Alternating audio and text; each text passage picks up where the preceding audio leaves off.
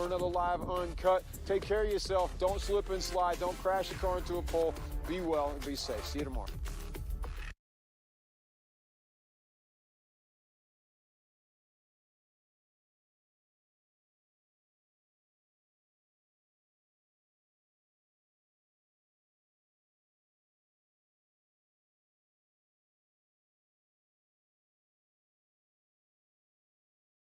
On all the things that are taking place. So as of this moment, you have at least survived what was the initial onslaught of snow and ice, the initial city getting out and trying to clean, trying to get the roads clear, and so far doing appears to be a decent job. That's taking a look right there in Center City over by the Franklin Institute, the Oval. All of that is clear and is pretty indicative of what you're seeing of main roads throughout the city of Philadelphia. We're going to continue to get caught up. Our reporters are spread all throughout the area as we dig out, get updated, and get you covered, or keep you covered with all the things that are taking place. So here's the plan that we have for the next couple of hours while we're here. Obviously, updates, anything that's going on, our reporters all throughout the area. If we get updates on what's happening with the schools, closed today pretty much throughout the entire area, but what will happen tomorrow, you just heard Hank talking about that with Councilman Isaiah Thomas. As we get more information, we will update that. Also, perhaps momentarily, we are expecting updates from both Governor Mikey Sherrill in New Jersey. That is the actual view from their feed. So we are sitting back. That is scheduled to start in the next couple of minutes, but obviously when you're dealing with snowstorm, trying to figure out exactly what we're going to do or when people can get there, there may be some slight delays. As soon as the update with Governor Mikey Sherrill is ready, the governor will be there obviously, but you've seen them before, her team, the people will all be there to let you know what happened in Jersey, how they're handling it, and what are the next steps. So that was scheduled for noon. Hopefully at some point close to noon, we will listen in on that press conference. We also have a scheduled press conference from Pennsylvania Governor Josh Shapiro. Now, our understanding is, although that one was also in the same basic time frame, our understanding is that that one will probably start a little bit later, which actually, from a coverage standpoint, is probably beneficial, because then hopefully we can get updates with Governor Sherrill and Governor Shapiro on these press conferences that were scheduled pretty close together and was creating a little bit of a challenge as to getting you all of that information. So it appears right now we will be able to do that, dip into those press conferences and keep you informed on everything that is taking place. We also will move all over the country, which is something that we do consistently on this show because we have cameras and stations all throughout the country and really the world where we can dip in. So my understanding is there is a hearing that's taking place right now. This is an ICE field hearing. It's going on in New Orleans. It is addressing some of the concerns that people have with ICE, some of the questions that have taken place. Let's listen in on just a little bit on this hearing that's taking place. Federal agents. You know that the Section 1983 laws came out of Act 1871, which actually was an anti-lynching act. We need a federal analog for Section 1983 to ensure that we can hold federal officers accountable who violate fundamental constitutional rights. We need you to continue to exercise your oversight and authorities. We know that you will face inevitable pressures and even prosecution for doing so, but we ask you to stand firm, continue to investigate, continue to shine that sanitizing light, and continue to be brave and courageous, and continue to reflect the love, the deep love and compassion that we have for our citizens, all of our citizens, and all of our people here in the state of Louisiana as you do your work. Thank you so much.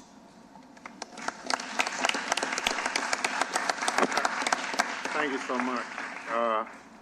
I speak for all of my colleagues. We will continue to do that. Thank you for your testimony. We now recognize Mr. Lopez for his statement for 5 minutes. Good morning, and I'd like to thank Congressman Carter Ranking Member Thompson, Congressman Kennedy, and Congressman Magaziner for being here today and asking me to speak before you. My name is Homero Lopez Jr. I am the Legal Director at Immigration Services and Legal Advocacy, the only organization providing direct, free legal representation to detained immigrants on a regular basis throughout Louisiana's detention centers. I'd like to take my time today to highlight the story of one of our clients, Lener, who can't be here today because instead of continuing to be a productive member of our community, he's been locked away in the Central Louisiana ICE Processing Center in Jena, Louisiana for the past 2 months. This disgraceful operation, Catahoula Crunch, is an unfortunate but foreseeable outgrowth of decades of bipartisan failure to address immigration reform, a system which still operates fundamentally on the framework set out in 1965. As a result of the limited legal pathways available to people seeking to immigrate to the United States, many have been forced to take treacherous paths and risk their lives entering the United States without permission. The United States interventionist foreign policy in places like Honduras, El Salvador, Guatemala, and many others have destabilized governments and forced many citizens of those countries to flee. These are the circumstances in which Lener's mother found herself, making the gut-wrenching decision to leave Honduras and leave her child with extended family. She chose to come to the United States, and specifically New Orleans, because of its long-standing connection to Central America and specifically Honduras. As a teenager, Lener became vulnerable to gang operations in Honduras, eventually making the decisions to flee Honduras for his safety in hopes of reunifying with his mother. He entered the United States as an unaccompanied child in 2021. He immediately turned himself into Border Patrol upon crossing. After his mother submitted herself to a background check and established their relationship, Lener was released into her custody, and they were able to reunite in the New Orleans area. Lener attended high school in Kenner, where he worked hard and he earned a place on the honor roll in high school. After a Louisiana state court found Lener had been abandoned by his father and it was not in his best interest to return to Honduras, Lener was able to apply for a form of relief called Special Immigrant Juvenile Status. He applied for that in December of 2021, and that application was approved in August of 2022. As a result of that approval, he was also granted deferred action. Deferred action is necessary for special immigrant juveniles because of the over 5-year backlog that exists for that particular classification, which makes them ineligible to be granted permanent resident status. That deferred action designation allowed Lener to obtain a work permit and a driver's license. He started working to help his mother with the household needs, as well as his own personal needs. At this time, Lener also approached an Army recruiter because he wanted to join and he had an interest in serving the country who had provided him and his family safety and offered him an opportunity to better his life. Unfortunately, he was ineligible to join the Army until he's granted permanent resident status.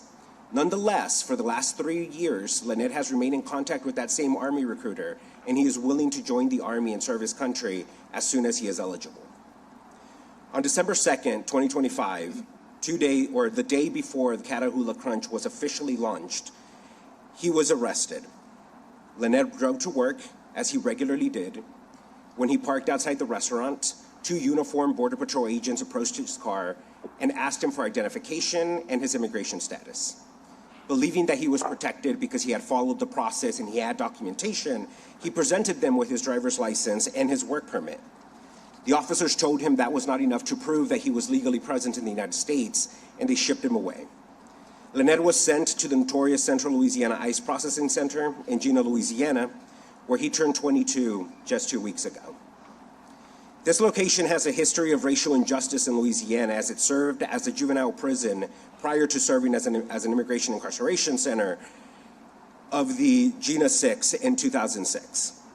While there, he has been stripped of his deferred action protection as a result of the Trump administration's policy, which rescinded the previous 2022 policy, which automatically granted deferred action to special immigrant juveniles. This rescission remains in effect, notwithstanding the order from the District Court of the Eastern District of New York issuing a stay against that policy. Lynette's history of doing well in school, having steady employment, strong community ties, as well as his approved special immigrant juvenile application, and his lack of criminal history would historically have resulted in him being released on a minimal bond. However, on September 5th, 2025, the Board of Immigration Appeals, which has now been purged of any member who would seemingly not fall in line with this administration's policy and is now dominated by Trump appointees, issued a presidential decision overturning decades of legal precedent and finding that any immigrant who entered the country without permission is ineligible for release on bond. As a result, Lynette was denied bond and remains detained in the torturous conditions associated with Louisiana detention centers. Lynette is only one of hundreds of contributing members from our community who have been detained under these types of operations, and one of tens of thousands around the country who have been detained under these operations. These operations are filled by tactics. These operations are highlighted by racial profiling and a complete disregard of our community members' fundamental rights. We must continue to bear witnesses against these abuses and crimes and hold those responsible accountable. The murders of Renee Good and Alex Preddy demonstrate that ICE is beyond reform and must be abolished. Congress must take back their constitutionally mandated authority over immigration matters and make sure to check an authoritarian executive when it oversteps its bounds. Thank you very much for your time. This is Fox Philadelphia Live. I'm Bill Anderson, and we wanted to kind of reset what you're watching. So this is a congressional hearing on what's taking place with ICE operations in New Orleans. They call it a field hearing. So essentially what they are doing is explaining ICE's progress, policies, what's going on in New Orleans, and they are also hearing testimony from people who are sharing their various stories about their interaction with ICE, both in New Orleans and across the country. Going to listen into it, but we wanted to make sure you were clear on what exactly it is that we're watching. I've been an advocate for immigrant justice for over 10 years, supporting organizing campaigns, grassroots advocacy, and conducting numerous legal orientations to immigrant community members, including to people in immigrant detention. The coalition is a collective of individuals and organizations led by those systems impacted, working together to end immigrant detention in the U.S. Southeast region. We envision a future where all people can live with dignity and freedom, and where the resources once spent on cages and surveillance are redirected into community-based support and care. And our work at the coalition closely aligns with the work of the National Immigration Project, a membership organization of attorneys, advocates, and community members who are driven by the belief that all people should be treated with dignity. Today, I would like to bring to your attention the humanitarian crisis and state violence that immigrant communities in the city of New Orleans and surrounding communities in Jefferson Parish are facing. Families are forced to shelter in place because of Operation Catahoula Crunch, fearful of leaving their homes because of the possibility of detention and deportation. So we're going to jump in, guys, because the press conference we've been talking about is underway. New Jersey Governor Mikey Sherrill is giving an update on the status of cleanup and the other things that are taking place in New Jersey. So that press conference is underway. Let's jump into New Jersey Governor Mikey Sherrill.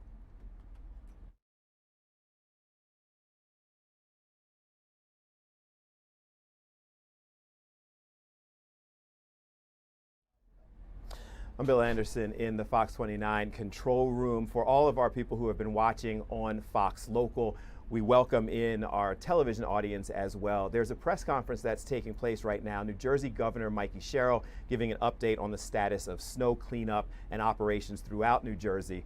Let's listen in. Thank the people of New Jersey who really did a great job staying home. Thank you. I will tell you, I was out yesterday to go check on the salting operations, the plowing operations, the streets, the roads, make sure people were safe. And there were, in the most densely populated state in the nation, we had almost empty highways. That enabled everyone to function at an incredibly high level, get those plowing operations going when we were facing up to 17 inches of snow. That's what helped us to achieve blacktop this morning very, very early. So very early on, we were able to get light rail running for the morning commute. We are now have, I believe, about 85 bus lines up and running. We'll continue to add to those as municipalities dig out some of the bus stops, and we'll hear more about that. We've also been working closely with the port. They were digging out at about 3 a.m. to make sure people had the salt they need. Remember, we got through phase two. I'd say phase one was preparation. Phase two is the actual emergency. And now we're in phase three, the aftermath, the cleanup, and then making sure that we are keeping our streets de-iced and that we are keeping utility power going to consumers. But that de-icing effort will involve salt. So the state's ramping up again on our salt. And I would encourage all the municipalities to do that. I really do want to shout out the New Jersey State Police and the Office of Emergency Management, the Department of Transportation, NJ Transit, the South Jersey Transportation Authority, the Port Authority, salt distributors, the Board of Public Utilities, and all of our departments of public works and mutual aid workers who came to New Jersey. Everyone working together made such a huge difference. We started our meetings early. During the transition, I visited the Regional Operations Intelligence Center, the ROC, probably about a month ago, to make sure, knowing that as I was going to be taking office in January, we could face something like this. So making sure we were prepared. I was on the phone on Inauguration Day and every day since. We've been in touch with every county and more than 315 municipalities to check in on everyone, make sure they have what they need.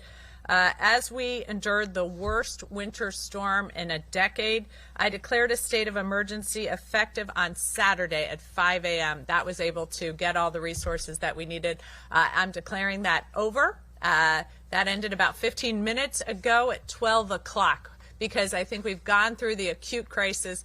Now it's post-crisis cleanup and making sure we continue to keep everyone safe through this cold weather we are enduring.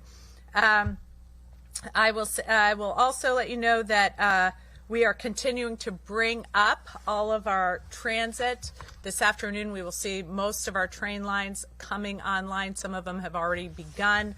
And thanks to the PATH system, that's also running on a weekend schedule. Newark Airport is ramping up as well, and make sure you check on your flight, but many flights are now able to take off and land. The Department of Transportation lifted the commercial vehicle ban at 9 a.m. this morning. Every state highway, interstate turnpike, parkway, and the Atlantic City Expressway has been plowed. DOT is lifting the emergency restrictions, but use common sense. These are wet roads and the temperatures are below freezing. So be careful on bridges, on off and on ramps. Make sure that you aren't, you're aware of ice on the roadways, the possible icing conditions. We're working incredibly hard, but just because you see blacktop doesn't mean that you don't need to exercise caution in these incredibly cold conditions. I got to tell you, hats off to our utility operators. They have restored every single person who lost power during the storm. I have never seen that in our previous storms, so they were truly ready, especially with that mutual aid. They had tree cutters in place to make sure that if you lost power, they restored it as quickly as possible, knowing how cold it was going to get. Our grid operator, PJM, we've been in touch with them talking about the upcoming cold. They have been preparing to meet the historic demand for electricity tomorrow. The DOE issued an emergency order to allow additional resources to stay online to meet electricity demand. This will keep power flowing in New Jersey. They've also issued an emergency order to allow additional resources to stay online. So we will keep working with them because we still expect cold temperatures below freezing for the rest of the week. This type of cold means that we will see upticks in power needs, so we are continuing to monitor that. There's still and remains plenty of salt at the port. I want to reiterate that. There is plenty of salt at the port. There's 250,000 metric tons on hand now. We have another 125 metric tons inbound. The state's refilling our supply, so you should too. You municipalities, you counties, make sure you're ready because this week's going to be cold. So, you know what? Again, thank you to everyone for this hard work. Check on your neighbors, check on your friends. It's going to be cold this week, and it's only January, so it likely won't be the last storm we face here. But the men and women working for all of New Jersey have done an excellent job. I'm sure they'll continue to do so. So without further ado, I'm going to let you hear from some of them. Thanks so much. Colonel? Thank you, Governor.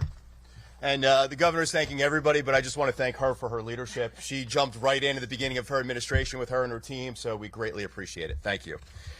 Just a couple things from New Jersey State Police and New Jersey OEM.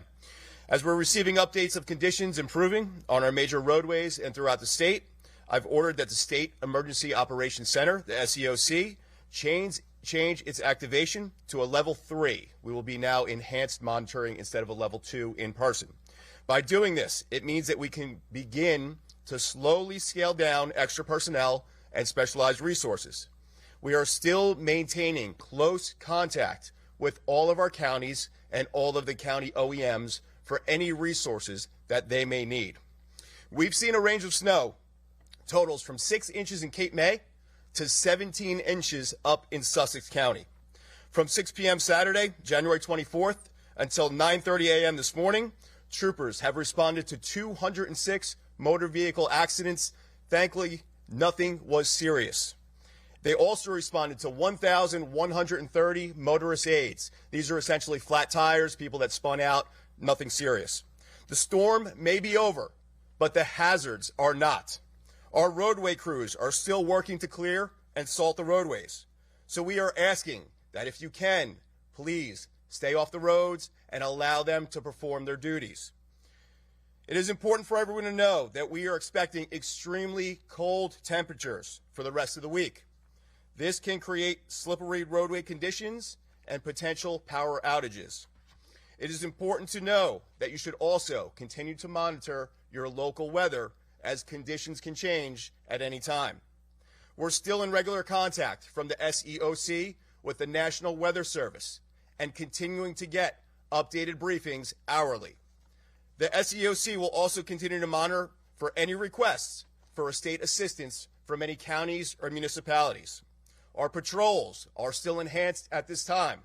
We will be out assisting any motor vehicles that are stranded, any motorist aids, or any accidents that will be out there. Just a couple tips for our residents. Please remove any snow and ice from your vehicle before you begin to travel. This snow and ice coming off of vehicles can damage other vehicles and potentially cause accidents. While the snow is ended, as well as the sleet, it is still going to remain cold and icy.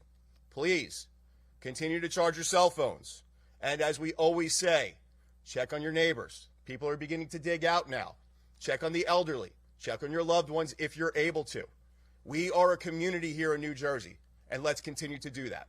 I also want to thank everybody that helped during this storm, from the citizens to all of our partners here to the governor. It has been greatly appreciated. Thank you.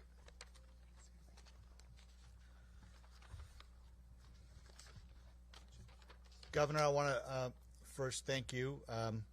We, not only your emergency management team, but the state has been a beneficiary of your military background. You led with precision. You demanded results. But what I think we appreciated the most is that you led with the kind of pragmatism that we sorely needed and we so appreciated. I know I'm the face of New Jersey Transit, and I'm often not reminded it's not the prettiest face, but I want to make sure that I recognize my 13,000 colleagues. This is no small feat. To be able to go from a state of emergency to restoration of our service happens not by accident, but by design. And I know many of you in this room haven't slept for many days, and it has not gone unnoticed. But I wanted to let you know, I know the governor said it, and I also wanted to make sure you know that I appreciate it. We have, as the governor said, already resumed light rail service as of 4:30 this morning. Bus service, 85 lines, connecting major terminals in New York, Philadelphia, Newark, and many points in between have already started, with more to come throughout the day and certainly tomorrow. Access Link, which is a critical service that our senior and disabled population relies on, has started as of 12 this afternoon. It will be driven on how fast we can do it based on the conditions of people's driveways and sidewalks and such, because we want to make sure that we provide a safe service. I want to emphasize and amplify perhaps one point the governor made on our local bus routes. It is imperative that our municipalities who own the bus shelters and are supposed to operate them clean those facilities so people can stand in a sheltered place. It is not helpful if the only place that our customers can stand is in a live traffic lane. That does not make for a safe condition. We want to make sure that I understand that they have many things going on, but in order for us to fully ramp up and provide the kind of service that our counties and municipalities expect, we want to make sure they're good partners with us, just like we are for them. Finally, rail. It has been an important measure for us to make sure that all modes that are under our umbrella are operating, and I'm pleased to say that as of 20 minutes ago, we have started a majority of our train lines, with the exception of Gladstone and PPAC, and the only reason those are currently not working, or sorry, PASCAC. Anthony's looking at me saying, you're wrong. Sorry, Anthony. PASCAC they will be operational. We just got to make sure we get the right crews in there, and the mechanical folks who are still not able to get there can get there and make sure our equipment is running. We will tomorrow operate on a modified schedule. That means it's a weekend schedule. The storm is clearly over, but I remind everybody that the cold weather wreaks havoc on the infrastructure, not just on our infrastructure, but the Northeast Corridor infrastructure, which is so critical for our service. We will continue to focus on it, make sure the switches are working, the signal systems are working. My commitment to the governor since the very first day is, yes, we want the service to work, but we also want to make sure the service is safe and reliable. That is our commitment, but I am so grateful to the governor that she gave us the ability to make decisions and to implement decisions that keep New Jersey safe, New Jerseyans safe, but also to bring the service back in a thoughtful and prudent way, just like we did when we temporarily suspended service. Thank you so much. Thank you. First, I'd like to thank the governor for all of her support of the New Jersey Department of Transportation, New Jersey Turnpike Authority, and the South Jersey Transportation Authority. I'm pleased to report that all state highways, interstate highways, the New Jersey Turnpike, Garden State Parkway, and Atlantic City Expressway are back to black pavement and running water. Although speed restrictions have been lifted, there is the potential for refreezing with the cold temperatures. So we ask that if you absolutely positively have to be on the road, to please proceed with extreme caution, especially on the on and off ramps. Plowing and spreading operations will continue through the day and through the evening hours. We ask that you be mindful of our plow trains, and they will be clearing the shoulders as well. If you absolutely positively have to be on the roads, please proceed with extreme caution. Thank you. Thank you. Do we have any on-topic questions? It's because we were so thorough. Yes. Just for Mr. Calori, Mr. Calori, can you just state which two you're still working on again, just so I have it right? Yes, Pascack Valley and Gladstone. And just to reiterate, we're talking about if anything gets online this afternoon and tomorrow morning, it's all weekday schedule. Weekend schedule, and understanding that we're still ramping up. So please expect, be patient with us. There will be some delays, maybe some annulments, but we are working through it. But it's a weekend schedule, yes. All right. Thank you all so much. I appreciate it. So you've been listening to the update from New Jersey Governor Mikey Sherrill, as well as her team, Department of Transportation and what have you. They have said And here's some of the notes that I was taking, that the New Jersey state of emergency is officially over. That means that any of the parking restrictions, any of the speed restrictions, those things that were currently in place have been released. They say that they have done a solid job of clearing down to black pavement, so there is no longer snow, ice. They feel very comfortable, at least on major roadways, that those things have been cleared. They did say that they will continue on with their ongoing initiative to plow and make sure all of the streets are clean. So that's where they stand right now. Said that there will be additional updates moving forward, but they just wanted to thank everyone for their role in responding. What they pointed out was 24 to 48 hours from an initial state of emergency Saturday morning to releasing it and having things in pretty good shape at this point on Monday morning. We're going to stay here because I'd like to pull up, if we can pull up the shot. We were waiting for one governor's update. That was New Jersey Governor Mikey Sherrill. What you are seeing right now is that Pennsylvania Governor Josh Shapiro has arrived at one of the SALT locations here in Pennsylvania. We are waiting for them to go ahead and get set up. Right now, he is just walking through, answering some basic questions of the workers who are there. There are some media there, obviously, and he is addressing their questions and concerns. We are expecting momentarily that he will step up to a podium that is set up and give his update on what's currently taking place in Pennsylvania. The expectation is some of the same types of things will be addressed by Governor Shapiro coming up. So we are going to go ahead and take a break. Going to wrap this up. We will come back when Governor Shapiro is making his comments, so just stay with us. I'm Bill Anderson in the Fox 29 newsroom. We'll be right back. Take us back.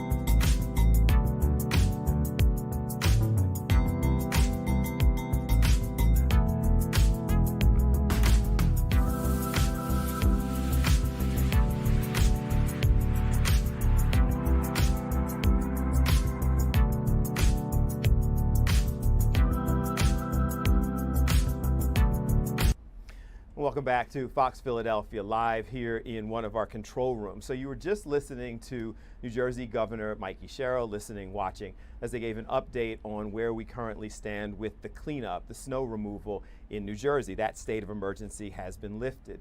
We took a quick look, and I think we can pull that camera back up. That is Pennsylvania Governor Josh Shapiro, who is right now touring one of the SALT facilities here in Pennsylvania. The expectation is that shortly, Governor Shapiro will be in position, step up to the podium, and give us an update on where we stand in Pennsylvania.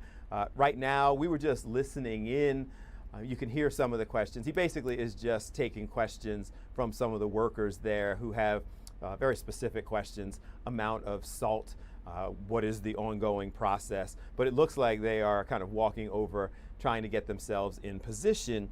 And when they do, we will go right to that press conference live.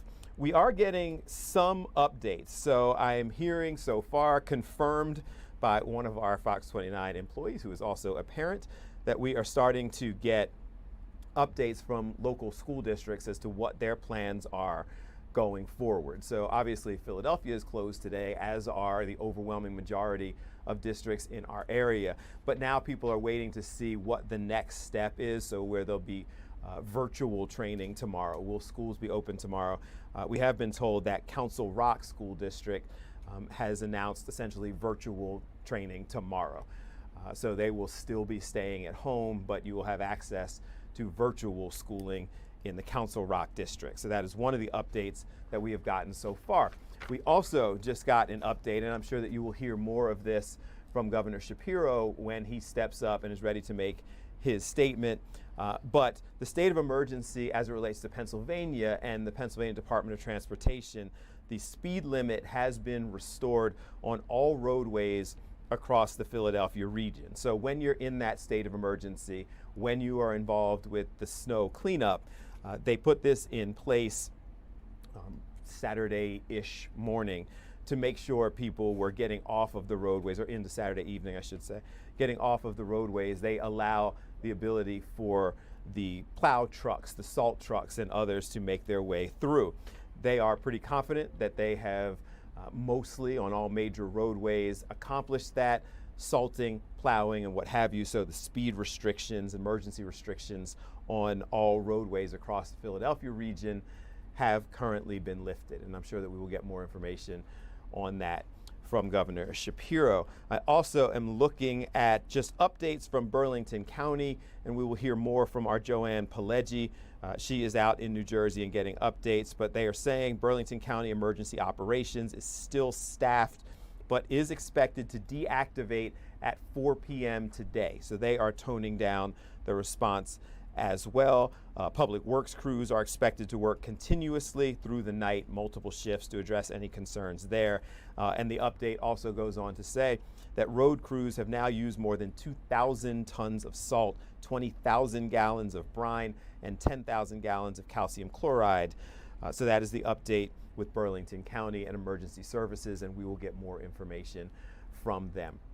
So we're going to continue the updates. Are we going to go back to, we were previously listening in on a hearing that was taking place. It was a hearing on ICE policies, practices, and procedures in New Orleans. That hearing continues on, and it's interesting because it is a discussion both of policy, but also individual experiences that people have had with ICE workers and the whole process that is taking place. Let's watch some more of that. So now there's a group of people who want to close our borders and say, go back where you came from, do all these kind of crazy things. Even though I was born here, I've been told, go back where I came from. And so, you know, that's what we're struggling with as members of Congress. And I'll put this for the other two witnesses. You know, why do we have a dual system of accountability in this country? Why can't we just have a system of laws where we treat everybody the same? So I'm gonna let Mr. Lopez do it first, then Reverend, we're gonna let you fix us up. Thank you. As somebody with two young daughters, I am accustomed to working with magic wands, so I'll take my opportunity there as well. I want to work both on what Alana and Tanya both added here and start off by asking Congress to reassert its power. The Constitution delegates the power on immigration laws to Congress, not to the presidency, not to the president, not to the executive branch. And what we've seen, particularly in this administration, But what we've seen over the last few decades is this erosion of power from Congress and this delegation of power from Congress to the presidency when it comes to immigration enforcement. Everything has been concentrated within the executive branch. When we talk about immigration courts, they're not an independent system. They work within the Department of Justice. And the president has been able to purge, has been firing immigration judges across the board, particularly those who had high grant rates, has been firing, yours truly included, people from the Board of Immigration Appeal who did not fit within his particular policy line. And so Congress has the authority and the ability to create an Article I immigration court system. Congress has the ability to build that out.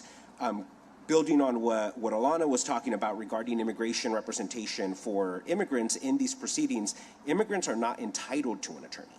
You have the right to an attorney, but if you cannot afford one in immigration court, one will not be provided for you and you must represent yourself. Senator Gillibrand, Congressman Kennedy from your state, she has introduced previously a bill, the Fairness to Freedom Act, to provide attorneys to immigrants when in immigration proceedings in order to create some kind of fairness in this process. And this goes to the issue. It's 12:41 here on Fox Philadelphia Live. So we continue to get updates across the country on the things that are happening and the response to this severe weather that we've had all over the country. Our Liviana Calmes is looking into the impact that it's having on travel, how people are responding to it. Liviana, it hit us all pretty hard. Good afternoon. Good afternoon, Bill. I mean, this storm affected 40 different states, so you can imagine how that trickles down into travel, air travel specifically. I talked to people who are stranded, others who are wondering where their bags are, and even others who are deciding just to leave the airport and take a rental car to whatever destination that they've been trying to get to. But we are seeing record numbers, even today, 4,000 cancellations. But over the weekend, we saw huge numbers, 11,000 cancellations there, over 6,000 flights delayed just yesterday. And according to Transportation Secretary Sean Duffy, that's the most in a single day since the pandemic. Today, he says there's still a lot of work to be done to get everyone up to speed. We're digging out, right? So we have our workforce trying to get back to the airport. Just as you try to go to the office, you and Dana made it today. Nice job. But as people try to get to their workstations in the airport or in the towers, is creating some disruption for us. And again, we're clearing airports, runways, making sure we have staff in place and equipment in place to make sure planes fly safely. The boards here are showing tons of canceled flights today, too. Some people telling me they've been here overnight. One couple says they were just on a direct flight from their vacation in Miami back home to Memphis when they had this Charlotte airport added as a layover because of the weather. I can't get my bags, and now they rescheduled us for this evening. So we've been stuck here buying food, drinks, and everything from out of here. They shipped us here for a connecting flight, and it's never been connected. We've been here over 24 hours. I really felt bad for him. He described that as a vacation from hell. So you can imagine just how chaotic it's been for other travelers as well. Thankfully, Duffy saying that this will clear up a lot by Wednesday. I'll send it back to you, Bill. Liviana, thank you very much. And we'll continue to check in with you. It's been crazy, and we're experiencing it here. You're experiencing it across the country. So thank you for that update. And we will check back in. Let's take a look again. It appears that we're getting closer to Governor Josh Shapiro getting ready to step up to the podium. He is just about ready. When he is, of course, we will cover that press conference live where we are in Pennsylvania in terms of the current situation that is taking place. It appears, as you can see, that he is walking to the podium now.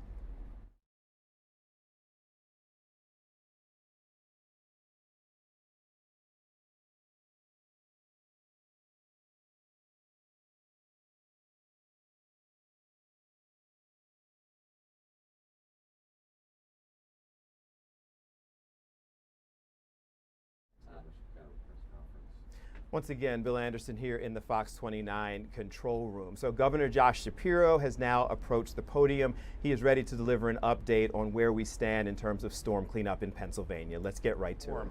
And these PennDOT workers do great work every single day, and it is important that they be noticed and recognized and appreciated by the people of Pennsylvania. I think these are, in many ways, unsung heroes in our communities who oftentimes go unnoticed, and I want them to be noticed because I appreciate them. I appreciate what they do every single day. And I especially appreciate the Secretary of PennDOT, Mike Carroll, who joins me today. He'll say a few words in a moment. His leadership here at PennDOT has been critical. You all got to know him when 95 collapsed, and we were on the ground for 12 straight days getting that road reopened. But I also want you to know him in these moments that often don't get as much attention, to see the incredible work that he and his team do. I'm really, really proud of them. What was so unique about this storm was nearly every one of our 67 counties got hit. This Ben Salem area got about 11 inches of snow. I think Clarion County got the most. They were right around 24 inches, but everybody felt an impact. About 9 inches in Philly, about 11 inches out in Pittsburgh. So PennDOT was busy all across this Commonwealth, working incredibly hard. The good news is the public worked with us. They stayed off the roads to give PennDOT an opportunity to get out and clear the roads. And so we really want to thank the public. I'd also note that one of the things we worry about in storms like this, particularly where there's some icing and in the back half of the storm we get some sleet and freezing rain, we worry a lot about power outages because the weight of the snow can bring down those power lines. About an hour ago, last check, we had just under 600 homes statewide without power. So that's obviously a very small number, and our utilities are working really hard to get those people back up and running. I thought the school districts did a really terrific job, and most businesses did, by allowing workers and students to either stay home today and enjoy the snow, or some of them probably had to learn from home today virtually. But the fact is, being off the road and being home today is going to continue to allow PennDOT to go out and clean up the last remaining roads and make sure that any of these spots that are wet won't freeze up overnight. They'll be out treating them with salt throughout the day. PennDOT has done an extraordinary job here. Their leader has done a great job, not just dealing with this storm, but preparing for this storm. I want the Secretary to talk about some of the work that went on here to get us ready, some of the investments that we've had to make that allowed us to have a successful operation here in the storm. So let me bring up Secretary Mike Carroll from PennDOT for a few comments, and I'd be happy to take your questions. Mr. Secretary. Yep, thanks so much. Thank you. Good afternoon, everybody. And as the governor said, what happened yesterday across Pennsylvania and here in Bucks County was a team win. The team included PennDOT, our partners at the State Police and PEMA, the public, the trucking community, literally, Governor, the folks across the spectrum did their part to help us really successfully deal with what is a very large winter storm these days. Governor, the investment that you made in PennDOT's fleet, an additional $150 million over the first 3 years of your administration, allowed us to really ramp up the quality of our equipment across the state, including here in Southeast PA. So we've had a tremendous response to this storm. I'm thankful for the public's participation, and really across the board, this really was a team win. We don't have many storms these days that have north to 12 inches of snow in one event, but when they happen, as was the case yesterday, it's proof that we are ready, Governor, to be able to meet the needs of the public and serve the people across the state, including here in Southeast PA. So I'm thankful for the work that was done by everybody. Governor, we're ready. Good. Thank you, Mr. Secretary. Okay. Yep. Will you take a moment, introduce your team? I'm really proud of these guys, and I want the folks to know who they are. So sure, behind me is Tom Rogel. He's PennDOT's Assistant District Executive for Maintenance. Mike Quaglia, behind me, is the Bucks County Manager, and please help me with your name. Dave Herzog. Dave Herzog is the Assistant County Manager. So our Bucks County leadership here and our district leadership out of King of Prussia, folks like these folks really are what makes PennDOT successful. You know, I get to stand in front of this microphone and talk about the wonderful things that happen, but truly the folks that wear the vests and the hard hats and the steel-toed boots, they're the true heroes. The men and women across this state that operate this equipment that we're able to give them, Governor, they are what makes a difference. And so their coordination yesterday, again, as I said, with the state police and PEMA and so many others across state government, really made our response to the storm what I would characterize as total success from Erie to Philly and everywhere in between. Great. Thank you, Mr. Secretary. I'll take some questions. I do just want to stress one other point. As we prepared for this storm, you know, we had our emergency team in place doing all the preparations. That emergency team obviously included the Secretary of PennDOT, but I want to say a special thanks to Colonel Bivens, the acting commissioner of the Pennsylvania State Police, General Pippi, the adjutant general of the Pennsylvania National Guard, Randy Padfield, who leads PEMA, and many other members of my administration, including our Chief of Staff, Dana Fritz. This team did a great job getting us prepared. And again, these are folks who oftentimes you don't see out front, and they deserve a lot of credit and a lot of praise from the good people of Pennsylvania for the great work they did. So with that, if you have any questions, we're happy to answer them. Yeah, sure. Governor Brian Shannon, the storm's out of here. Now we're entering the stretch of prolonged cold.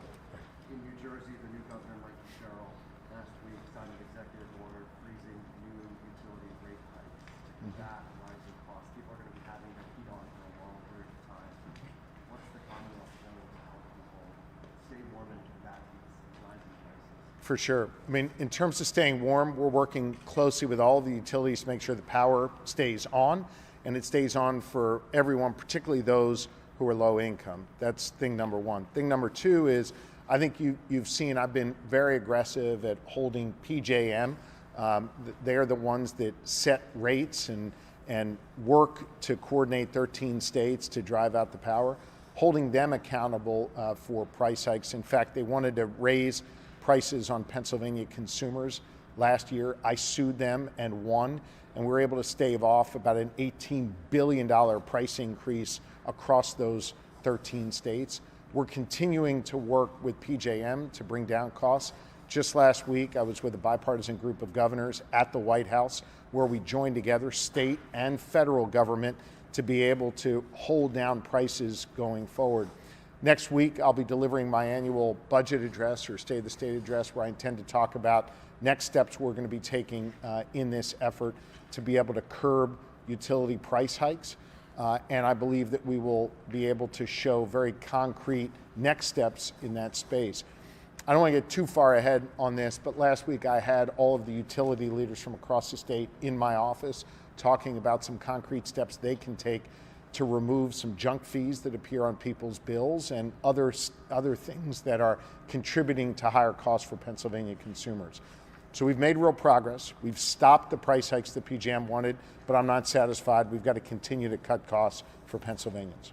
One more question about we heard 3 deaths, snow-related deaths in Lehigh County. I believe they were shoveling cleanup related. Have you heard about any other deaths across the Commonwealth? I have not. I'm going to allow Lehigh County officials to speak to that. I don't want to get ahead of the locals on that. Governor? Yes. A question possibly Secretary Carroll can answer. We took a tour with the city of Philadelphia. They make their own brine. Does Pennsylvania PennDOT, do they manufacture their own brine, or how does that get done? Yes, we do. We have brine making facilities at many counties across the Commonwealth, and so of course PennDOT makes brine. That's the salt liquid that is applied to the roadways in advance of the storm in an effort to try and keep the roads clear. Is there a specific kind of salt that is needed? I've noticed that some depots have brown salt. Others that you buy in the city, they have, it's a little more clear or bluer tint. Is there any kind of difference to that? No, salt is salt, and as it comes from the salt mines, it might have a different hue to it, but salt. Okay, thank you. Sure. That was the most on-topic question I think we've ever gotten. That was a great question. Thank you. Anything else? Yes. How many tons did you have in the beginning, and how many does PennDOT have now installed? You mean statewide or here in Bucks County? Well, both. So Bucks County, Tom, what's the matter? Bucks County, what do Come we on, have Tom. for Michael, the event? speak in the microphone. I apologize. Go ahead, Michael. Go ahead, Mike. We started the event with 14,000 tons. We're currently probably about 9,000. We don't have a total yet with the storm. We're still calculating, but we're at about 9,000 tons right now. In Bucks County. Can you just put that in some perspective? Is that enough to allow you to deal with future storms? Yes, I don't have totals for this storm. The previous storm, we used about 4,000 tons, and that was a 2-day storm. That was last weekend, correct. It was a different type of storm. So this type of storm, we don't spread as much. You're plowing more, and then you're spreading more in the end of the storm than you are through the entire storm. Where a smaller storm will more material up, which we'll go through it faster. So we have, what did I tell you, Dave? 15,000 on order, tons of salt on order to come into Bucks County this week. So you can still get it, because I heard in Lower Makefield that there was no salt left. Is that? Yeah. Go ahead. Tom. Yeah, the department has plenty of salt on hand. We had 70,000 ton in District 6 before this event. Naturally, as Mike mentioned, payrolls and stuff will hit, and we'll get our totals. We have orders in advance of this event, and those are contractual orders that we have. So yes, we will not have any issues receiving and maintaining salt. We have had some requests come in from local township and municipalities that needed some assistance with salt. There is a process that they can follow through their EMA director, through PEMA, and then it comes back down to the counties and the district and myself and Mike, and we have been assisting some townships to get through the event until they get their orders in. In a lot of cases, they don't have near the storage capacity that we do. So we have a larger storage capacity, so there is times in a winter like this where we do help our municipal partners. Great. Thanks, Tom. Anything else? Excuse me. Okay. Thank you all very much. Stay warm, enjoy the snow, and these fine folks at PennDOT are going to keep doing a wonderful job for us. Thanks, everybody.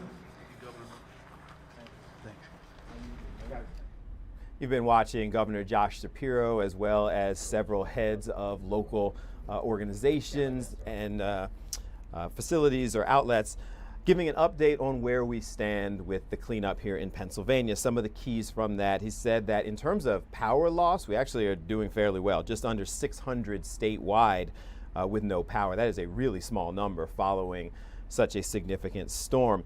PennDOT described the cleanup and the way things took place as an overall team win in the way that everything was handled.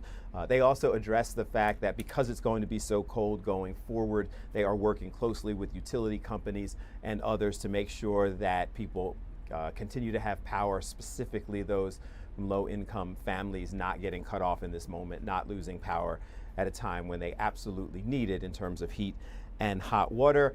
And they finally closed the discussion by pointing out that for anyone who has concerns about potential future storms, as that is what the forecast is saying, that they have more than enough salt remaining and they have placed an order and more is coming.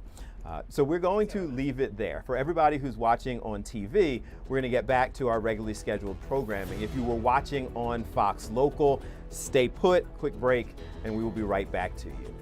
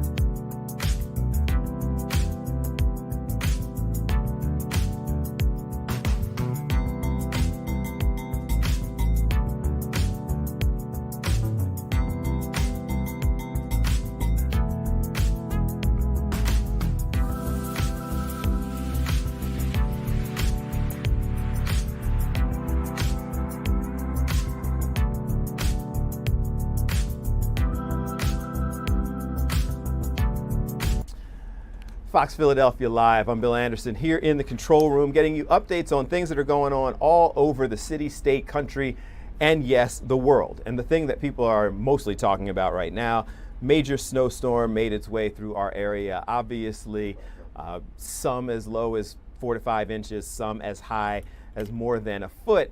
And so now the dig out begins or continues just after 1 o'clock. We've got our reporters spread all throughout the area letting us know how people are handling things.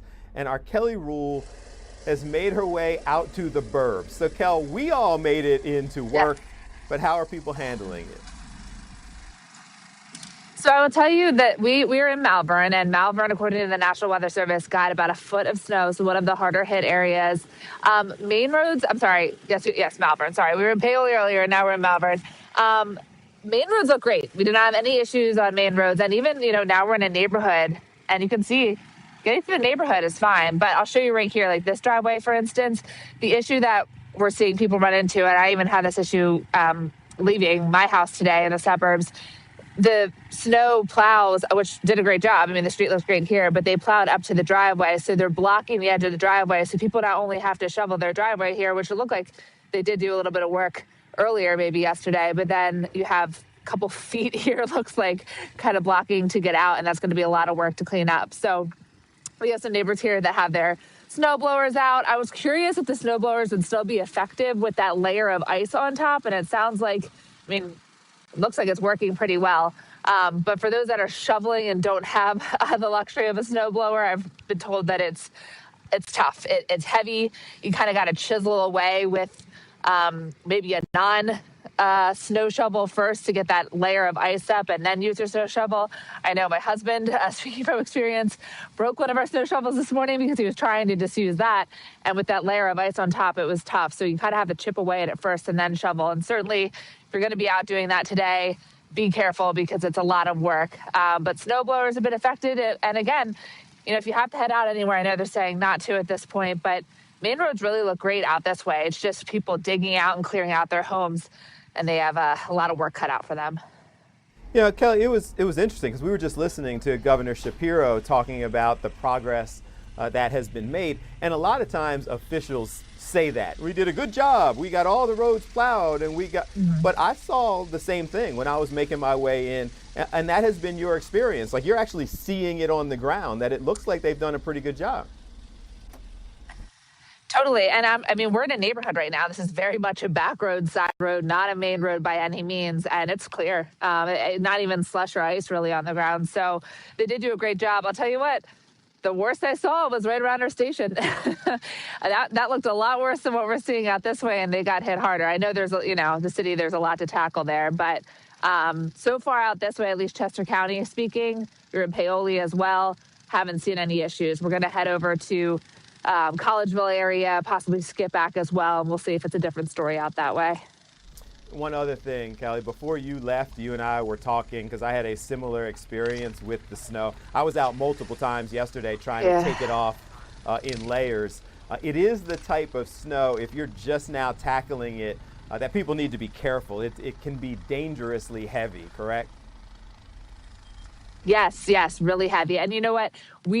I should say, I'm not going to say we because I was not outside much yesterday, but my husband, same thing, went out and did multiple rounds yesterday, and we thought that was the right way to do it. Maybe, if you have a snowblower, waiting was the thing to do because it looks like it's cutting through okay. But yeah, if you're just shoveling, waiting is tough. Yeah, you really got to take your time and be careful. And if this is not physical activity that you would normally take part in, see if you can maybe get some help from neighbors. I know people are always willing to lend a helping hand because it's tough. Just take a lot of breaks. Don't try to do it all at once because it is heavy and it's tedious. Kelly Rule, thank you very much. Try to stay warm as much as you can, and we will check back in with you 4 o'clock, 5 o'clock, 6 o'clock, all day, every day. We will talk to you soon. Thanks, Kelly. Out and about. And so it is just tangent side story. I was telling people that I was given a snowblower for Christmas. And the running joke in my family was if you gave me a snowblower for Christmas, that was pretty much guaranteeing that we would not have any snow for the next 5 years. It would end up in the basement somewhere and not used. So I actually had my first experience yesterday with the snowblower. And I will tell you that one of the things that was encouraging, reassuring, that was just, my neighborhood and the surrounding areas. And I'm pretty new to living on the block where I live now. Now, I grew up there, so I know some of the people. But aside from the snowblower doing a pretty good job taking care of all of that, I was encouraged by how much communities were working together. People were, if you had a snowblower, you would do your house 2 houses down, helping people out, doing people's driveways. Like, it really felt like, at least in the neighborhoods where I was, in the neighborhoods that I drove through, that people were taking very seriously with the things that Mayor Parker, Governor Shapiro, Governor Sherrill, they all said in their press conferences last week that this is a team effort and we're going to have to figure out ways to support each other. It seemed like people were actually taking that very seriously. So kudos, and everything that we are hearing is that the cleanup is going very well. Take your time. I didn't have any difficulty. The biggest challenge for me was getting out of a parking space to come in today because the plow did an amazing job coming down the center of the street, but when they come down the center of the street, they then essentially plow your cars in. So we had to dig out. But the roads look decent.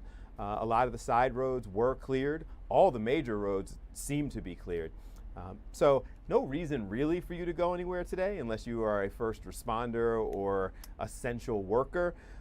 So if you can go out, or if you have to go out, then you should. But if you don't, give it another day to get everything cleared up.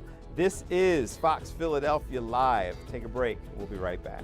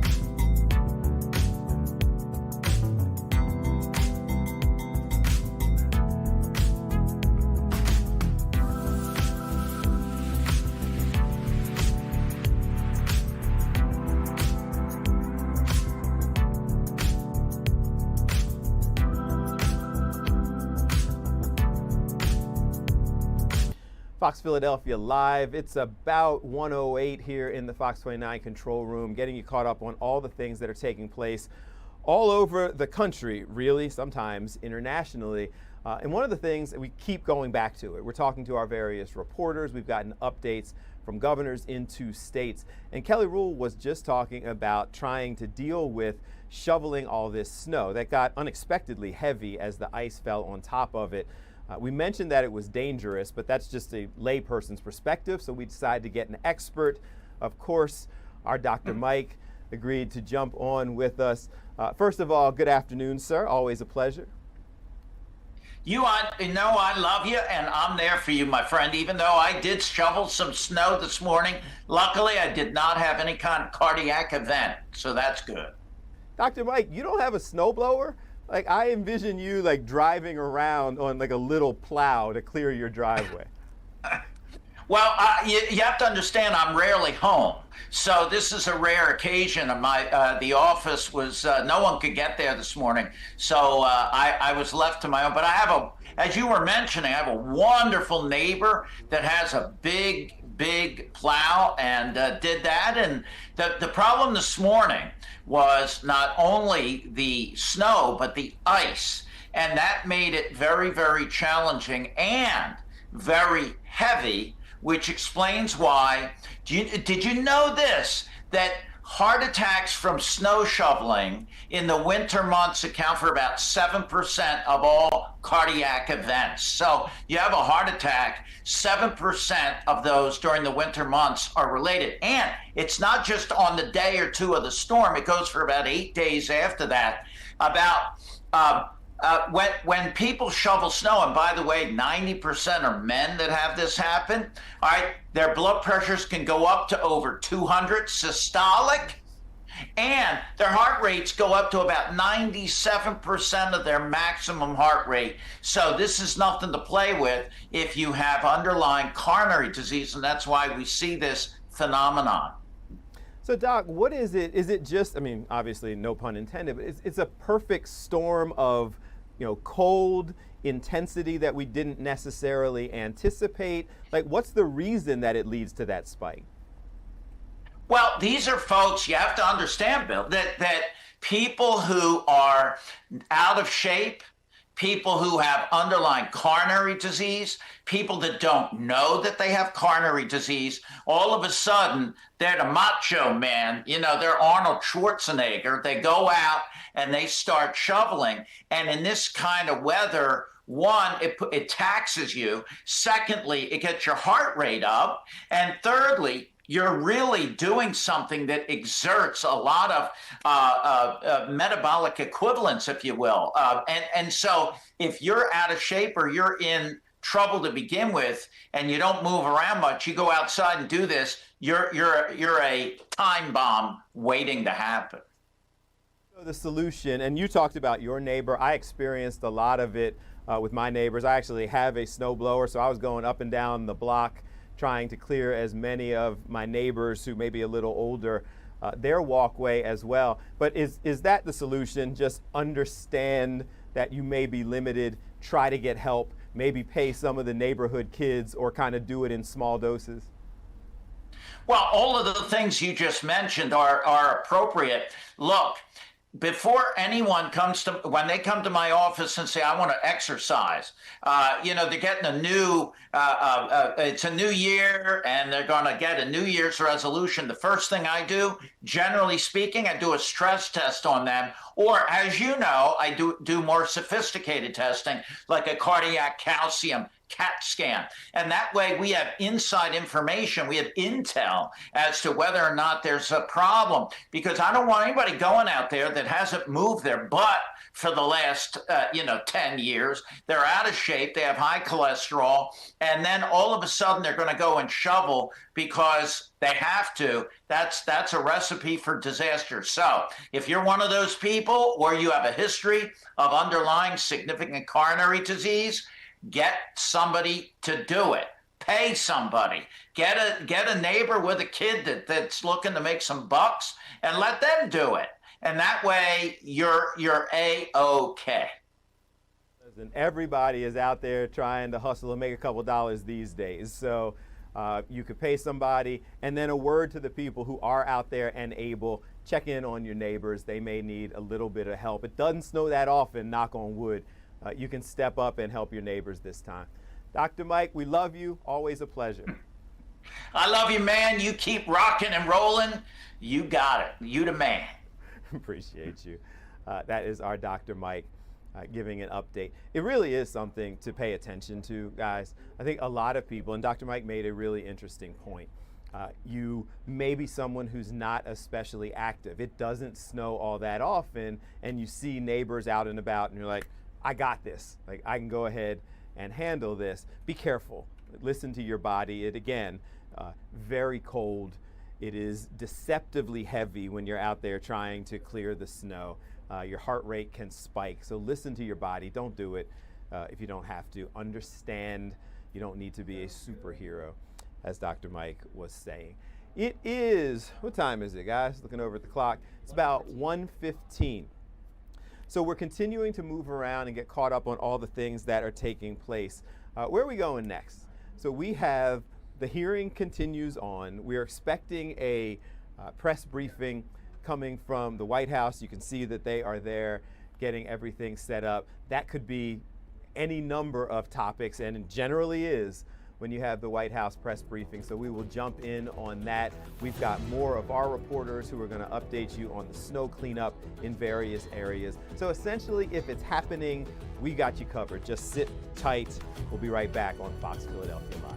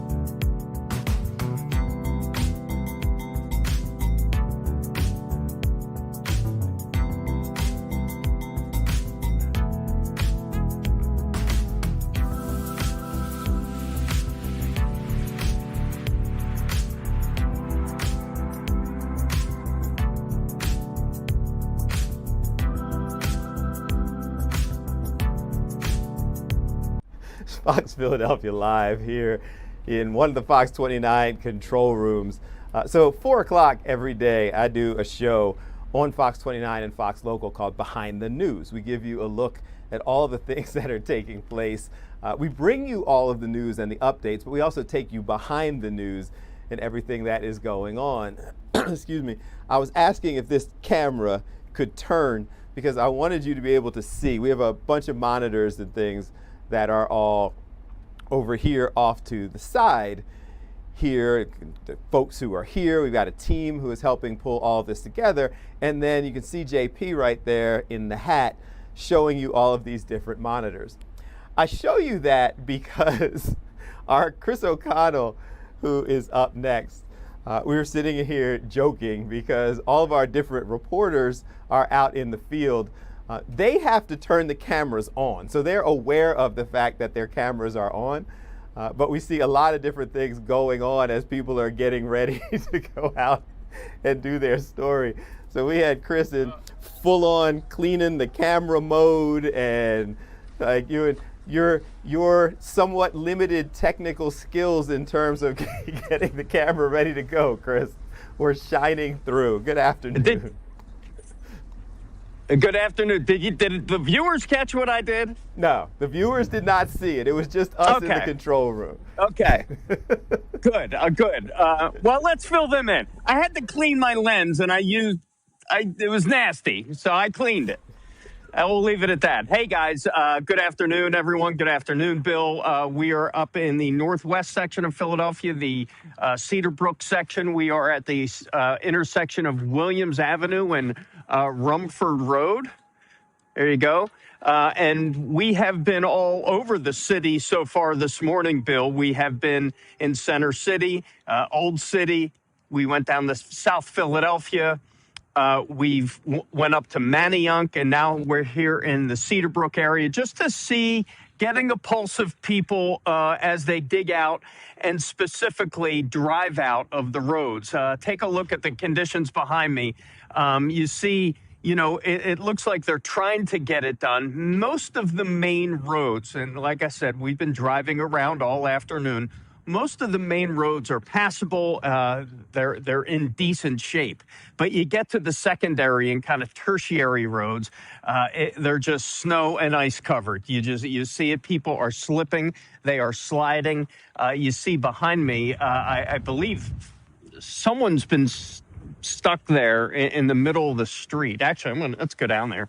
Here, let's take a walk. But you see, this is the middle of the road. You got several inches still on some of these roads, and what we've been seeing is the plows. They are coming through, but that's making a little bit more difficult for people to dig out. As you see, people kind of double park, doing what they can here in the neighborhood. You can also go to, if you're in the city of Philadelphia.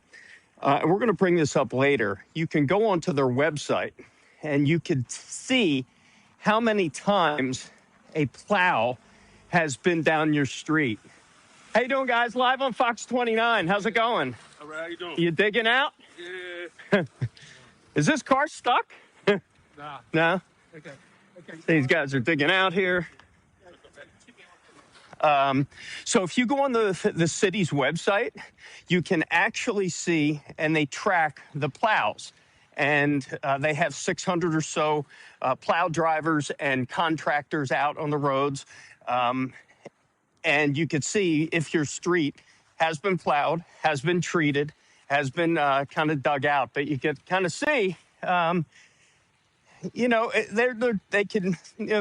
snowfall hasn't been 24 hours yet, so you got to give them a little grace, but this is tough. This is the most snowfall we've had in years. You see people just, digging their car out, Bill. Hey, how's it going? We're live on Fox 29. Can I talk to you real quick? How's it been out here? Oh, man. I got it. I got it. It's been, we haven't had it in about 4 or 5 years, so. It's almost like a new experience again, shoveling out here. But you see all the neighbors out here helping each other. So, hopefully we'll be getting it out soon, Have you seen a plow come by? No, I haven't. I saw, if you look at that block down there, they're working and putting pipes on the next block. So there's been some, plows, but they're not using it for that purpose. So I haven't really seen that. How long you got left here? Oh, I got this one. Then my daughter's car is right there. I think I'm gonna just do my wife's car, and then I'll work on that one next time. All right, take a break. All right, my man. Thank you. Appreciate it. I don't know if you guys still hear me. So, I got some guys getting some rock salt here. So yeah, they're digging up here. So in just about an hour, or at 3 o'clock, we anticipate to hear from Mayor Cherelle Parker. She's holding a press conference not too far away from here, and she's going to update us. There we go. We're spinning out. Yeah. I can give him a push. Want me to give him a push? I can give him a push. There we go. There we go.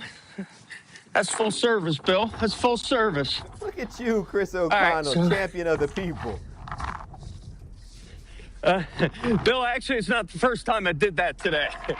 We've been kind of, since we've been out, we've been seeing people get stuck on corners and whatnot, and you got to do what you can. Just like that guy said, you got to help your neighbor. But looks like on this block, the neighbors need a lot of help. So, but like I said, it's going to take a little while.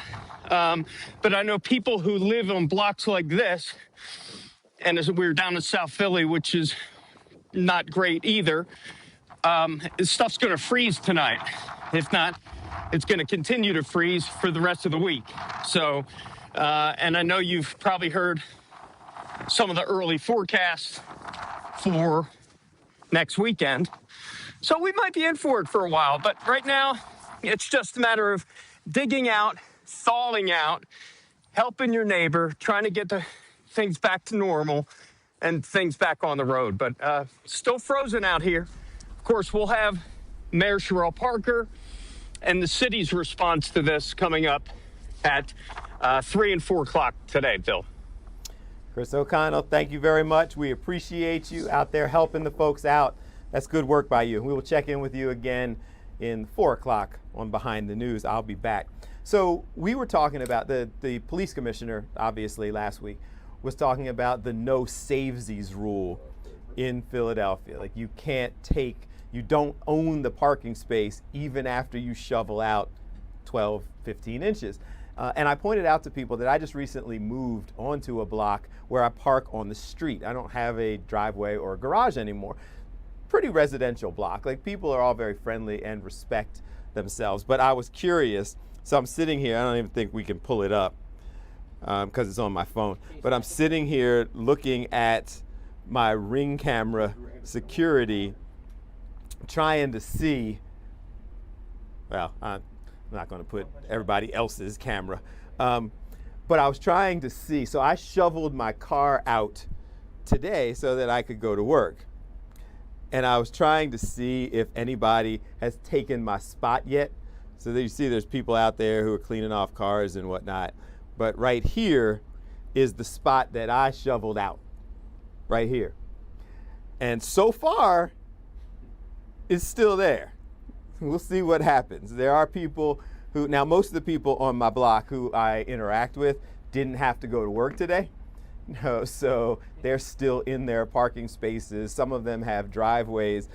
But so far, we were out, those of us who were out shoveling, helping each other out, we're talking about the kind of unspoken rule that you wouldn't go and park in front of somebody else's house after they spent all that time shoveling out. So we're going to see, like no savesies is not, that's the law. You're not allowed to do that. But what's the rule? Like I'm figuring out the rules of the block as we go forward. You should hit me up on social media at Bill A. Fox 29. Let me know the rules of your block. Do you respect? Chris just showed all those people who were digging out on that block in the Cedarbrook area, those kind of small streets. Generally, people are all parking up and down in front of their houses. Would you expect that your spot is going to be there when you get back? There is someone in the control room who shall remain nameless, who may or may not have shoveled out a spot and potentially blocked it. And so they will be doing exactly what I'm doing on their Ring camera or what have you, seeing how long it takes before somebody takes their, was it a chair? Yeah. Trash can? Toilet? I've seen a barbecue grill. You've seen everything put in those spaces. So we'll keep you informed. Appreciate it, respect, and help your neighbors. Guys, we mentioned earlier that the White House press conference is underway. It is a regular event that you rarely know exactly what you're going to get. So Press Secretary Karoline Leavitt is speaking right now, taking questions. Let's listen in on that for a little bit. Lethal force, and she said that you can't tell if ICE agents are law enforcement or imposters, and it becomes an issue of whether you reasonably believe they were law enforcement. Do you have a response to that, and does the White House believe that she should be held accountable for these remarks? Such dangerous rhetoric, as I pointed out, is exactly what has brought us to this position today, where you have elected Democrat officials across the country who are encouraging left-wing agitators and crazy people to go out and unlawfully obstruct lawful immigration enforcement. Again, these brave men and women of ICE and Border Patrol and the federal enforcement are just trying to do their jobs to enforce our nation's immigration laws and to go after the worst of the worst in this country. I would encourage everyone in this room, and I would encourage the Arizona Attorney General to look at the video of an ICE agent in Minneapolis. He was approached by left-wing agitators who were honking their horns and were screaming slurs at him. And he rolled down his window and he said, "What are you doing? I am out here trying to catch a child predator, somebody who has convicted crimes against an innocent child, and you are trying to obstruct me from doing my job." This rhetoric against ICE, comparing them to Nazi Gestapo, Donald Trump's police force, is despicable, it is shameful, and it is precisely what has led to the escalation of tensions in Minneapolis and in other places across the country. Gabe, go ahead. For justifying violence. I would defer you to the Department of Justice on that. Thank you, Caroline. Regarding Minnesota, on Saturday, the Department of Homeland Security posted that Preddy looks like he wanted to do maximum damage and massacre law enforcement. Stephen Miller on Saturday posted that, or called Preddy a would-be assassin. Why did administration officials jump to conclusions before an investigation had even been conducted? Well, look, this has obviously been a very fluid and fast-moving situation throughout the weekend. As for President Trump, whom I speak for, he has said that he wants to let the investigation continue and let the facts lead in this case. With regards to the deployment of Tom Homan to Minneapolis, should the deployment of Mr. Homan to Minneapolis be seen as a sign that the president is dissatisfied with how the officials on the ground had handled the incident? No, Mr. Homan is doing an exceptional job, and he has been working with Secretary Noem and President Trump over the course of the last year. Secretary Noem still has the utmost confidence and trust of the President of the United States, and she's continuing to oversee the entire Department of Homeland Security and all of the immigration enforcement that's taking place across the whole entire country. Of course, Secretary Noem is also in charge of FEMA, and we are in the wake of a brutal winter storm where hundreds of thousands of Americans have been impacted by that. So Borders Are Homan is in a unique position to drop everything and go to Minnesota to continue having these productive conversations with state and local officials. And I know that he's catching a plane in just a few hours to do just that at the request of the president. Jennifer. On Saturday's shooting, has the president been briefed, and have you been briefed on specific details of the shooting? How many shots were fired? How many guns discharged? And I mean, did the protesters' gun go off, or only the officers' guns? Do you have any of those details? Again, the investigation is continuing, Jennifer, and we will let the facts lead, and we will let the facts play out. In this investigation, I do know that HSI and FBI are conducting interviews with those that were involved and the agents who were involved in this unfortunate tragedy on Saturday. Are they keeping the president up to date on all those details? The president is obviously very much on the ball with respect to this investigation. I think he's made that quite clear with the various statements that you've seen him put out, and also the 4 points that the president has outlined as well to Governor Walz, and to encourage him to cooperate with ICE and with the administration. Mary. Thanks, Caroline. To follow on Gabe's question, Secretary Noem said Alex Preddy committed an act of domestic terrorism. Stephen Miller labeled Preddy a domestic terrorist. Does the president agree with them? Look, as I've said, I have not heard the president characterize Mr. Preddy in that way. However, I have heard the president say he wants to let the facts in the investigation lead itself. Was he alarmed to hear his top officials referring to him in that way, rushing to that judgment? Danny, go ahead. Thanks, Caroline. On Stephen Miller's comments, will Stephen Miller be apologising to the family of Alex Preddy for calling him, quotes, an assassin who tried to murder federal agents, despite the fact that, as you say, this is still under investigation? Look, again, this incident remains under investigation, and nobody here at the White House, including the President of the United States, wants to see Americans hurt or killed and losing their lives in American streets. And we mourn for the parents. As a mother myself, of course, I cannot imagine the loss of life, especially losing one's child. And that same empathy from the President goes for the parents of angel families, parents of victims of illegal alien crime across our country as well. And that's exactly why the President continues to be wholeheartedly committed to deporting the worst of the worst criminals from our country. Why don't we go to the back? Kelly. Does the president believe that the killing, though, was a mistake? Has he expressed that at all? Again, the president has said, we have to review it, and this investigation needs to continue, and he's letting the facts on the investigation lead itself. Does he want body camera footage to be released to the public? Now, that's not something I've heard the president commit to, so I won't do that from the podium. Sure. Caroline, how serious is the administration taking allegations that local and state officials in Minnesota are actively coordinating with demonstrators through encrypted or non-encrypted communications, as well as providing government resources to impede immigration enforcement operations? I'm sorry, Carrie, could you repeat your question?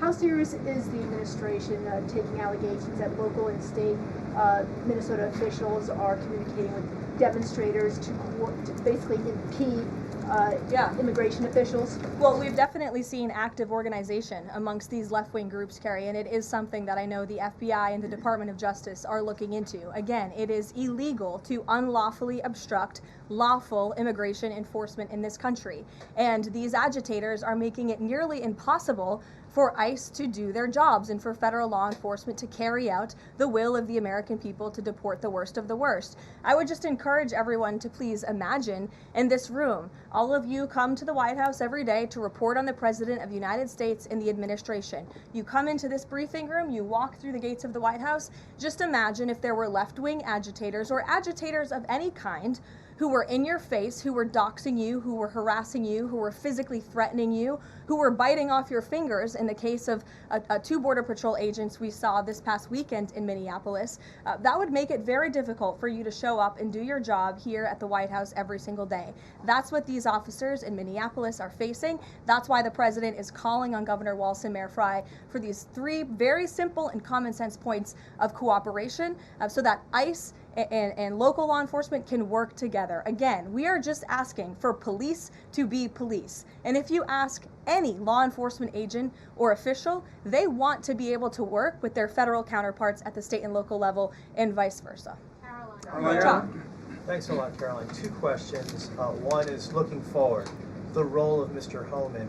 Is he being sent by the president to diffuse the situation that exists right now on the ground? Is he the point person essentially for the White House in terms of trying to tamp down the tensions that exist right now in Minnesota? Well, Mr. Homan is the point person for cooperating with state and local authorities and corresponding with them, again, to achieve this level of cooperation to subdue the chaos on the streets of Minneapolis. And I would just point out that Mr. Homan is someone who has been lauded for many, many decades for his experience working in law enforcement. In fact, this is a Washington Post headline from 9 years ago, 2016. Meet the man the White House has honored for deporting illegal immigrants. And I would remind everyone in this room that it was former President Barack Hussein Obama who awarded a medal to Mr. Homan. So he's obviously very qualified. He has the full trust and faith of the president.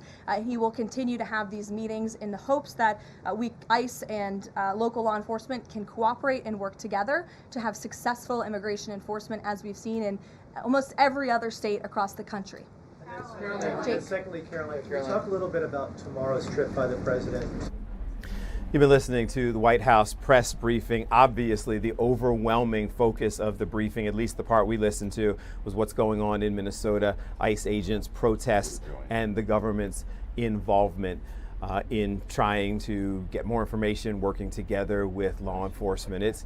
It continues to be a controversial topic that comes up right now at pretty much every one of these press briefings. Let's continue to get you caught up on all that is taking place. This is Fox Philadelphia Live. I hear the music, so I guess we are taking a break. Remix. Stop the music for just a second because our reporters are ready. Our Joanne Pileggi is out and about getting us caught up on what's going on with the winter weather. Joanne, you're in New Jersey?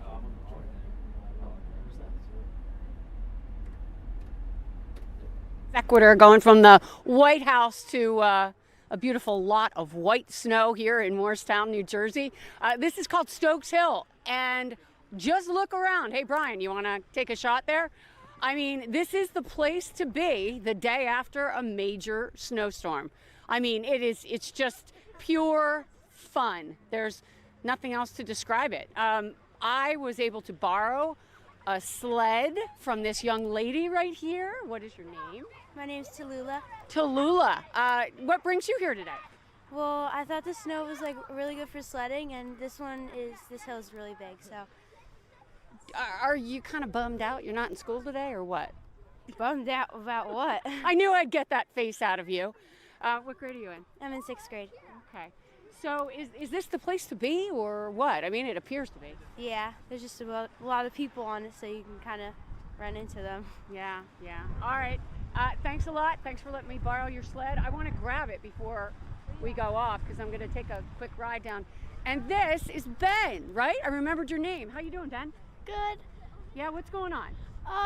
We came here because we thought it was like a good sledding day. Well, isn't it a good sledding day? I saw you out there, dude. You were like having a great time. Yeah, it was really fun. And the one time we tried to go down, everyone piled on top of each other. I think that was the best one. Yeah? Oh, okay. What about you? What grade are you in? And do you think your teacher misses you today or what? I'm in 3rd grade, and yeah, I think my teacher misses me. Really? Uh-huh. Okay. All right. And who's your friend here? Hi, I'm TJ. Hey, TJ. How are you? Good. Well, tell me about your day here. What time did you get up? What time did you get here? We got here around like 11:30. Okay. And? I woke up at like 8:30. Yeah. Why did you need to know Did you do your homework over the weekend? Just curious. You did. did. So you're good. You're good to go back tomorrow to school. Yeah. All right. Tell me about sledding here at Stokes Hill. It was really fun. I had a lot of fun with all my friends. Okay. All right. Listen, thanks a lot. So you guys, I got to show you something over here. So a lot of sledding taking place and a lot of discarded, broken down sleds. Look at this. When I first got here, I thought it was like a repository for anybody who came sledless, but then I soon discovered that it was in fact broken sleds. So yes, this is a cool little history lesson behind this piece of property here. I think in the 90s it was sold to a developer. They were going to put maybe a house on this big 8-acre parcel, but the township came in and through the Open Space Act, I believe it was back then, and a local artist, they petitioned to keep this open space in Moorestown, and here we are today, and all these years later, a great place for people to come and have fun, spend time with family, kids, etc. And so that's what's going on, Bill. And I was gonna borrow Tallulah. Where's my sled? Where'd she go? There you go. All right, Joanne's so getting guys, ready to jump on a all right. sled. Joanne, I thank am you jumping very on a much. sled. All right, so Good. yeah, you guys want to watch or not? Hey, Loki, you want to come with me? All right, What? all right. See you guys later. All right, There see you you guys go. later. I'm going. Joanne's taking the Here we ride. go. Here we go. Thank you so much, All right. Joanne Pileggi. There she goes, Joanne Pileggi on the sled. We move from Joanne making her way down the sledding hill in New Jersey to Caroline Shively getting hit with the winter wallop in Washington, D.C. What are you, standing in like a couple feet of snow? Well, I am on dry pavement right now, Bill, which I did not think was possible. This was a crust. I'm actually standing in the road. This was 7 inches of snow with 3 inches of sleet piled on top of it. The first few hours of our shift, which started at 3 a.m., it was just us in the snow. Nobody was out here. Things are really starting to change. Take a look over there. People are getting the snow blowers, the shovels. They're shoveling out businesses all through this area. And as my photographer Mario pans to the left, you can see the work truck. That's a salt truck there that's been working throughout the day. As you can see our location, we are just 3 blocks north of the U.S. Capitol building. And if you can see the streets up there, that's some of the snow emergency routes. You can see the cars whipping through. They're going at a pretty good clip. I can see pavement up there as well. What they want to do is get the federal government back open. Today it is closed. They wanted people simply to stay home, and there's some urgent business in Washington, so they need to get back as soon as they can. I'm going to walk around here just to show you how deep this pile is. And see this asphalt? This is not something we saw until about 11 o'clock Eastern time.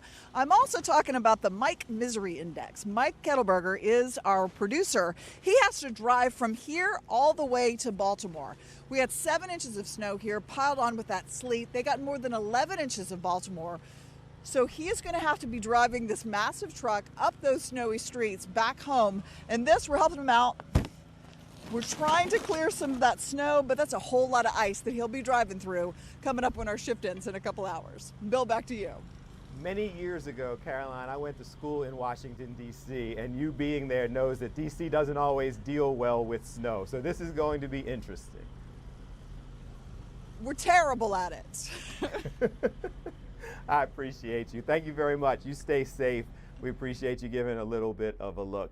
Yeah, D.C., I went to George Washington University years ago. And DC is like those memes that you see on social media where you get like this much snow. And they're like, oh my God, there's a storm going on. So 7 inches in Washington, DC. It will be interesting to see how they handle all of that. This is Fox Philadelphia Live. It's about 1:45. We're with you until 2, but we always have all the information here on Fox Local, so there's really no reason to go anywhere else all day, every day. Quick break, and we'll be right back. Stay tuned.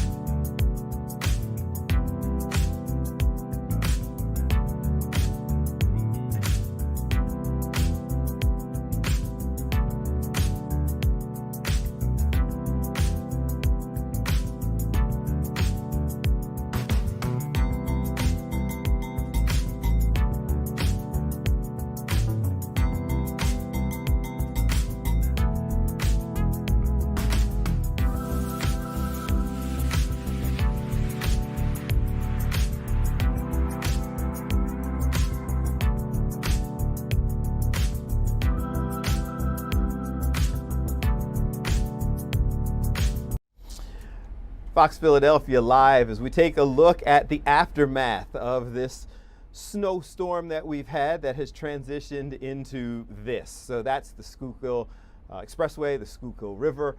You see all of that going on as the chopper is kind of zooming in, looking at some of the challenges that we are experiencing throughout the area. So here's the thing, along with all of this cleanup that we're taking a look at, what the chopper is looking at, and you see the frozen trees, you see the impact that it had, and part of the reason that that is such a focus, you can see the portions of the Schuylkill actually frozen, at least on the edges.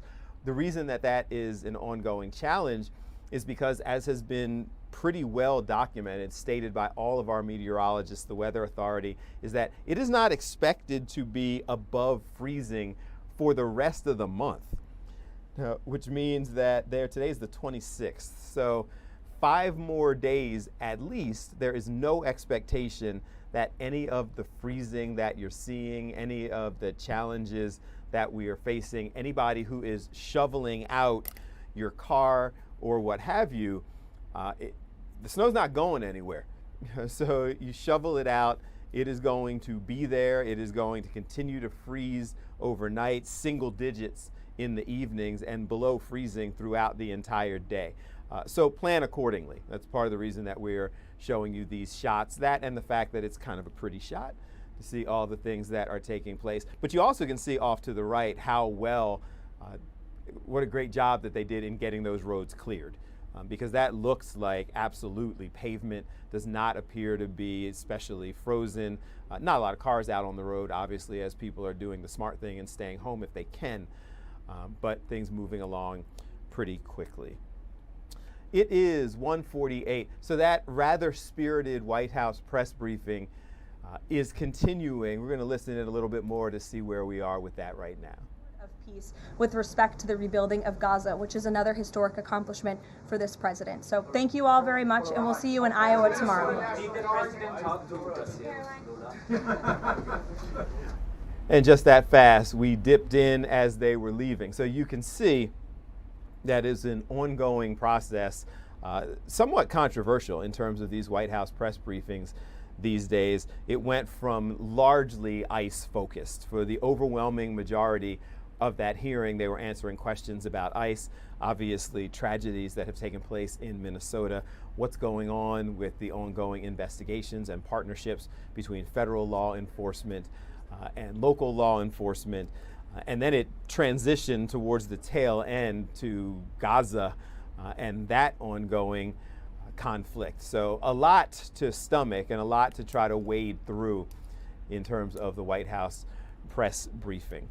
So let me give you, kind of catch you up on some of the things that we have been working on. I'm looking off to my shoulder to see, over my shoulder to see that some of the other hearings are back on, and we may jump back into them in just a second. But for an update on what we have focused on for the better part of 2 hours, we heard from New Jersey Governor Mikey Sherrill, who updated us on everything that is happening with the cleanup. That state of emergency in New Jersey has ended. It went from Saturday morning till about an hour ago. They said that they feel comfortable that the roads are clear, the plowing initiatives have taken place, the emergency services are functioning but not necessary on a state of emergency level, and so that has been lifted. We are beginning to hear some of the schools and the decisions that they are making going forward. Schools obviously closed today in the better part of the region, but what happens tomorrow? Because as we pointed out, the snow's not going anywhere. So the roads are being cleared, but it's going to be freezing for the next 5 to 6 days, maybe a week. So they have to kind of figure out both what the heating plan is in some of the local schools and also whether or not students can get there to some of the outlier and suburban schools. Council Rock is one of the first that we have heard is going virtual tomorrow. So school will be in session, but it will be from home. That's what we're hearing right now. Excuse me. We then heard from Pennsylvania Governor Josh Shapiro, who gave his update, said that Pennsylvania is doing very well. The speed limit restrictions have been removed. They are all restored, regular speed limits on all of the roadways across the Philadelphia region. He gave his credit and applause to all of the folks who worked on getting this cleaned up, the plowing initiatives, the salt and brine, and just wanted to appropriately thank them. PennDOT Secretary described it as a team win in saying that the way they handled this was something that everybody should be proud of. They also pointed out that there is plenty of salt remaining. So those rumors that have started to circulate, the extended distant forecast is saying that we could have more snow making its way in to our area Friday, Saturday, Sunday of this coming weekend. Our meteorologists have said, our entire team have said, be aware that it's very early in this process, and just like the last snowstorm, it's nearly impossible to accurately determine whether or not we're going to get hit by a snowstorm when we're Monday and you're talking about Saturday. But as we get a little bit closer, we will continue to look into that one. That being said, PennDOT said that they are prepared and have plenty of salt if we need it going forward. We also have checked in with all of our reporters throughout the area, and overall the message is that for the most part the plowing initiatives, the plowing actions are going pretty well. Chris O'Connell said that some of the neighborhoods, smaller streets, smaller areas are facing some challenges. So that's where we are. We will continue to keep you updated all throughout the day. There is an expected press briefing from Mayor Sherrell Parker here in Philadelphia. That one is expected to take place around 3 o'clock.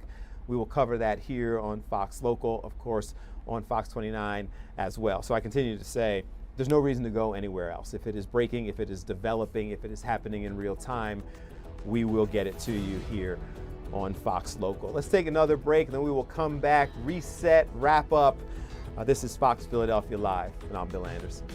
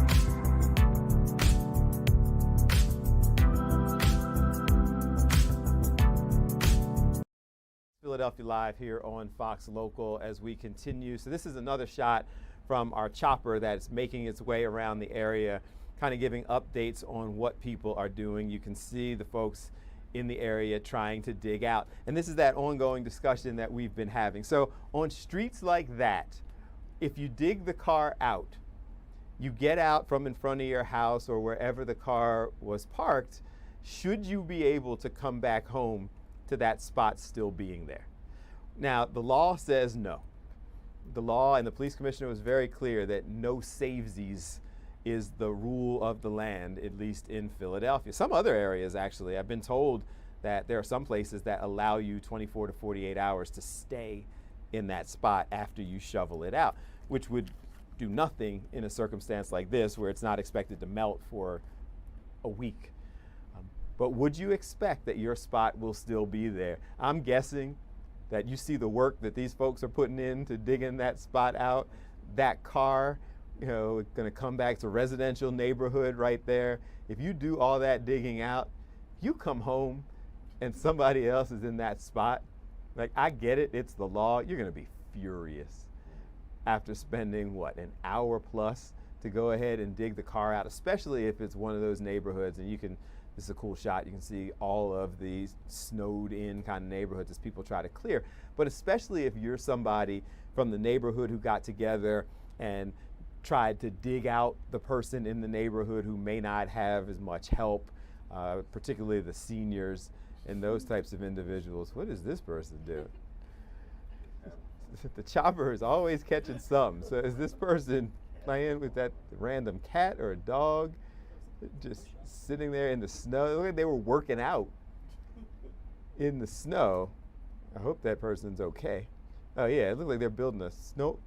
They're just playing. Okay. So this is what you see from the chopper shots as somebody is out making snow angels in the ice. So sitting there trying to figure out a way to kind of dig in and make snow angels. Listen, I'm here for it. I love excuse me. I love the fun that people are having out there enjoying themselves. It is kind of hard, to be perfectly honest with you, with 90 seconds left in the show to pivot from this to any sort of hard news that is taking place right now. So I will suffice to say that we will continue to keep you updated, keep you posted on all of the things that are taking place. We will continue to have updates. That just gave you a little bit of a look of the chopper out there having fun, searching for some of the fun things that are going on throughout our area.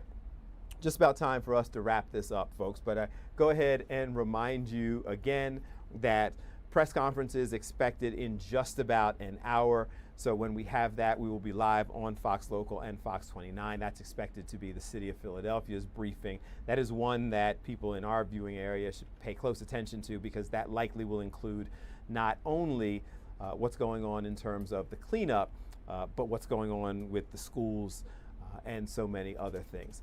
So we will have that at 3 o'clock, both here on Fox Local and Fox 29, and then any others that we get updated